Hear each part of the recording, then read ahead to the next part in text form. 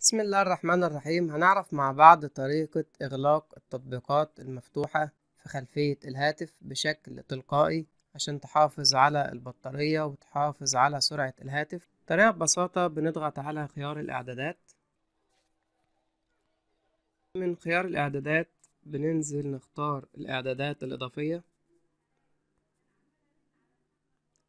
وبننزل للأسفل بنختار خيارات المطور، وبننزل للأسفل عند خيار اسمه التطبيقات.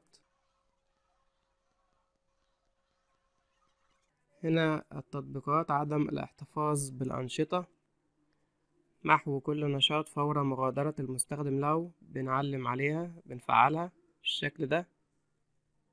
دي كانت الطريقة معانا لإغلاق التطبيقات المفتوحة.